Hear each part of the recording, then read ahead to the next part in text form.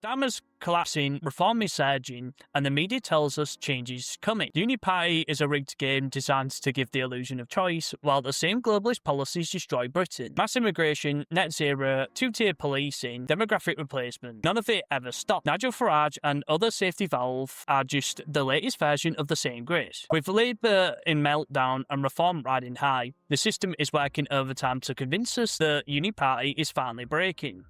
But after decades of the same cycle, it's crystal clear. Labour and Tory are two wings of the same bat.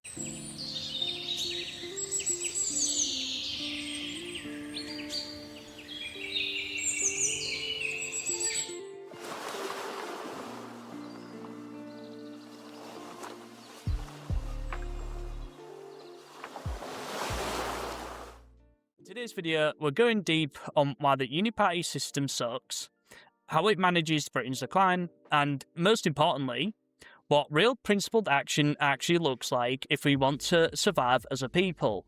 Whether it's blue, rosette, or red, the fundamentals never change. Both parties are captured by globalist economics that demands cheap foreign labour. Both push net zero that destroys British industry and skyrockets energy bills. Both enforce two-tier policing that protects outsiders and punishes native Brits. Both ignore the demographic replacement that's turning us into a minority in our own country. The Tories promised to control immigration and deliver record numbers. Labour promises change and made everything worse. The Uni-Party exists to absorb anger, offer vague alternatives, and keep the permanent bureaucracy, banks, NGOs, and international treaties in total control. It's not broken, it's working exactly as designed. This, ladies and gentlemen, is what we call anarchist tyranny. Every time the British people get angry, the system throws up new safety valve. UKIP, Brexit, reform, restore Britain. They talk tough, win some votes, then deliver the same decline while sucking up all the nationalist energy. The Overton window stays locked, so honest talk about race, IQ, cultural compatibility, or putting native British first is banned. Voting in this circus gives people the illusion of control, while real power stays untouched in Whitehall, the City of London, and globalist institutions. We all have to then get infiltrated by Zionists or other parts of something like with the communist here, who basically were allowed to basically have a dialect of basically be able to say words that you can't use words like white or black or any of those and just keep it British in order to keep the illusion up of basically accepting anyone who is British as long as it's under their control or their speech. Especially what happened when Saskia Teague when she got removed from speaking at Restore Britain. But I've already covered that in another video. People will say using words like black and white are divisive or just liberal terms that people put on a census sheet. But I think it goes more than that. I think it's okay to talk about whether the black or white issue or racial issues without being completely or directly divisive or being talking about certain racial issues that happen, whether that's in Britain or even places like America. And especially if you remove people like who are ex-BNP members, which apparently 3 members were found that were on some type of council seats, who were removed all at the help of Hurt in order to keep, in quote, far right out of the party, like what happened with Nigel Farage, and as well people who were supposedly far right in his movement, including what happened with the drama between Ben Habib and Rupert Lowe. Britain is becoming ungovernable precisely because of this betrayal. Mass immigration from every corner of the world has created parallel societies, no-go areas, endless cultural conflict, and a population that no longer shares the same values or loyalty to the native British. It's not just an Anglo problem, it's a pan-European problem that affects not just white, but all types of white people in Europe, whether that's Polish, Irish, German, French, Spanish, whatever. Especially with that one Spanish woman that was raped by a gang of migrants and ended up being offered assisted hooving side by the state, which imposed all of the anti-white policies, including this, in order to try and bump off the native population a little bit more quicker. The Uni-Party has deliberately engineered a country that cannot function as a cohesive nation, and they call it diversity. The time for action is running out fast. Official projects show that native white British will be a minority in our own country between 2030 and 2040 in key areas. With the overall tipping point closing in rapidly, every year we waste on the Uni-Party scam brings us closer to the point of no return. What we must do instead? The only answer is to stop playing their rigged game entirely. We need uncompromising organisation based on hard principles, demographic awareness, cultural survival, economic sovereignty, and putting the native British people first without apology.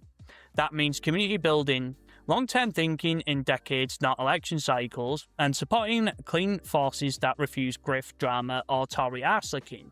No more personalities, no more flag-shagging distractions, no more safety valve operation. Real change comes from rejecting the ballot box theatre and building parallel power structures that actually fight for our survival. Until we do that, we will keep losing no matter who wins the next election. The Uni-Party isn't failing in Britain.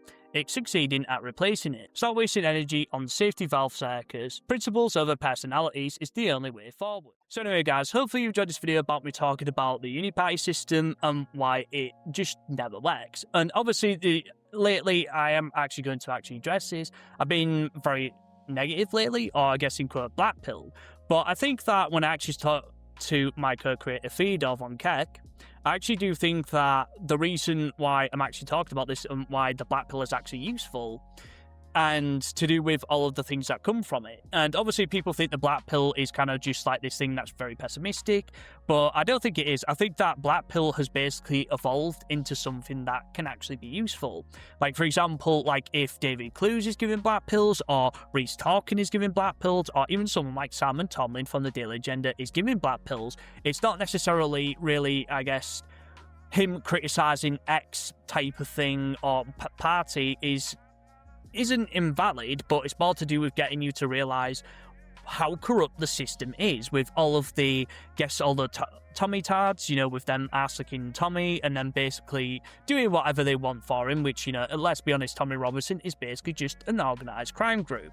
And with all the grifting that he's done, especially from the recent UTK, Unite the Cringedom, as I like to call it, and because of all of this division that is caused from the CivDats, because you think they'd have the unity, because apparently someone like with Paul Thorpe, who apparently was, in bed or in league with Tommy Robinson and Advance UK, every time, something goes wrong, he would basically create drama and basically try to attack people who were basically on the ethno nationalist side. In fact, they even started calling us mongrels.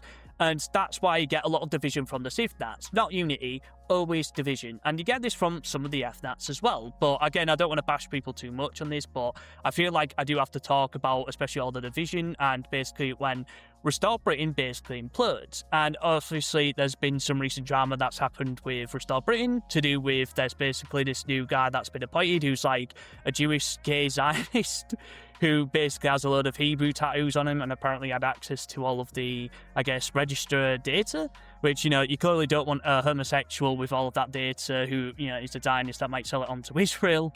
Not a really very good look. I mean, people would say that about, oh, you got your data or whatever. And it's like, yeah, shut the fuck up. Like, go on. Like, if you're going to have like, a gay Zionist have control of your data over someone, like, you can say what you want about Kenny Smith, but at least he was an actual ethnic nationalist, background in BNP.